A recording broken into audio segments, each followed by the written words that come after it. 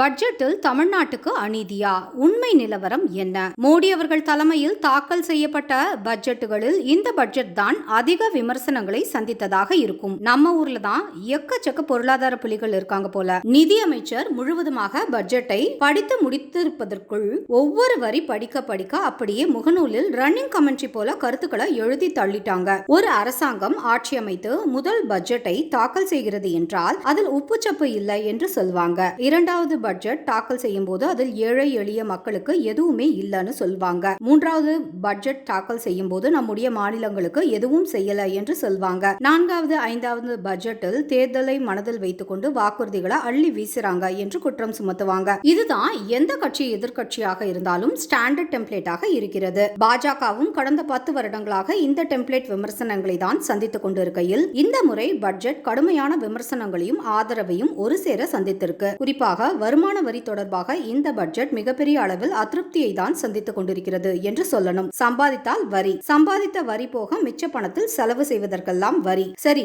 அதை செலவு செய்யாமல் எங்காவது முதலீடு செய்யலாம் என்றால் அதற்கும் வரி. இன்னும் ஒன்றுதான் பாக்கி. வரி கட்டிய பிறகு நம் கைக்கு வரும் பணத்தில் வங்கியில் அப்படியே வைத்துக் கொண்டிருந்தாலும் வரி என்று மட்டும்தான் சொல்லல. ஒருவேளை நம்ம சொல்றதை கேட்டுட்டாங்கன்னா அடுத்த பட்ஜெட்ல அதை சொல்லிட்டாலும் ஆச்சரியப்படுவதற்கில்லை என்ற அளவில் தான் இருக்கு. பல மாற்று கருத்துக்கள் இருந்தாலும் தமிழ்நாட்டில் இருந்து வரும் சில எதிர்ப்புகள் நியாயமானதாக படல. இரண்டு பக்கத்தையும் நாம் ஆராய்ந்து பார்க்கணும். எடுத்த எடுப்பிலேயே தமிழ்நாடு புறக்கணிக்கப்பட்டு விட்டது என்று கண்ணை மூடிக்கொண்டு சொல்றாங்க. கேட்டால் போன முறை தமிழில் புறநானூற்று பாடல் எல்லாம் நிதியமைச்சர் மேற்கோள் காட்டி பேசியிருந்தார். இந்த முறை அந்த மாதிரி எதுவும் புறநானூற்று பாடலாம் மேற்கோள் காட்டி பேசலன்னு சொல்றாங்க. ஏன்பா, அது பாராளுமன்றமா இல்ல பட்டிமன்றமா? ஒவ்வொரு தடவையும் ஒரு பாட்டு பாடிக்கொண்டா இருக்க முடியும்? புறநானூற்று பாடல்களை பாடியவுடன் ஆகா தமிழை உயர்த்தி பிடிக்கிறார் மோடி என்றால் பாராட்டினீங்களா? தமிழ் பாடலை பாராளுமன்றத்தில் பாடுகிறார் என்றால் அதில் ஏதோ உள்ளர்த்தம் இருக்கும் என்று உங்க இஷ்டத்துக்கு ரைட்ட போட்டு கொண்டிருந்தீங்க. இந்தியாவில் இருக்கிற எல்லா மாநிலத்திற்கும் ஒவ்வொரு மொழியில் ஒரு பாட்டு பாட வேண்டும் என்றால் 5 வருஷம் பத்தவே பத்தாது. உங்களுக்கு தமிழை புகழ்ந்தாலும் கஷ்டம், நம்ம பாட்டுக்கு செவனேன்னு இருக்கிறத படிச்சுட்டு போனாலும் கஷ்டம். உங்களுக்கு என்னதான் தேவைன்னு உண்மையிலேயே புரியல. தமிழ்நாட்டுக்கு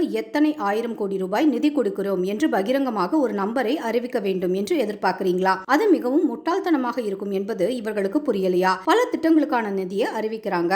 அந்த திட்டங்களில் தமிழ்நாட்டுக்கு எது பயன்படும் என்றும் அந்த திட்டங்களை தமிழ்நாட்டுக்கு எப்படி கொண்டு வருவது என்பதை பற்றியும் தான் தமிழகத்திலிருந்து தேர்ந்தெடுக்கப்பட்ட 40 எம்பிக்களும் யோஜனை செய்ய வேண்டும். அதற்கான சரியான திட்டமிடலுடன் களம் இறங்க வேண்டும். அதை விட்டுவிட்டு தமிழ்நாட்டுக்கு இவ்வளவு கோடி கொடுக்கல என்று கேட்பதெல்லாம் முட்டாள்தனமாக இல்ல? உதாரணமாக டிரான்சிஸ்ட் ஓரியன்டட் டெவலப்மெண்ட் என்ற பெயரில் இந்தியாவில் உள்ள பெருநகரங்களை எல்லாம் growth hub ஆக உருவாக்குவதற்கு ஒரு திட்டத்தை அறிவித்திருக்காங்க. அதில் தேர்ந்தெடுக்கப்பட வேண்டிய நகரங்கள் எல்லாம் 30 லட்சத்திற்கும் மேல் ஜனத்தொகை இருக்க வேண்டும் என்ற நிபந்தனையை விதிக்கிறாங்க. உடனே தமிழக எம்பிக்கள் என்ன செய்யணும்? தமிழ்நாட்டில் எந்தெந்த நகரங்களும் பெருநகரங்களும் 30 லட்சம் மக்கள் தொகையை கொண்டிருக்கிறது என்று அலசணும். வழக்கம் போல சென்னை மட்டும்தான் தமிழ்நாடு என்று நினைத்துக் கொண்டிருக்க கூடாது. கோயம்புத்தூர், மதுரை, திருச்சி போன்ற நகரங்களில் புறநகர் பகுதிகளையும் சேர்த்தால் 30 லட்சம் வருகிறதா என்ற கணக்கு போட்டு அதற்கு சரியான பேப்பர் ஒர்க் செய்து அந்த திட்டத்தில் நிறைய தமிழ் நகரங்களை பயன்பெற வைக்க முயற்சிக்க வேண்டும். இப்படிதான் ஒரு மாநிலத்தின் எம்பிக்கள் செயல்பட வேண்டுமே தவிர நேரடியாக தமிழ்நாட்டுக்கு இவ்வளவு நிதி வேண்டும் என்று கேட்பதெல்லாம் அபத்தம். இது போதாது என்று மாநிலங்களுக்கு என்று தனியாக ஒரு நிதியையும் ஒதுக்கி உள்ளது மத்திய அரசு. மாநிலங்களுக்கு எல்லாம் அடுத்த 50 ஆண்டுகளுக்கு வட்டியே இல்லாமல் 1.5 லட்சம் கோடியை மத்திய அரசு இந்த பட்ஜெட்டில் ஒதுக்கி உள்ளது. அடுத்த வருடத்திற்கு மட்டுமில்ல, அடுத்த 50 வருடங்களுக்கு.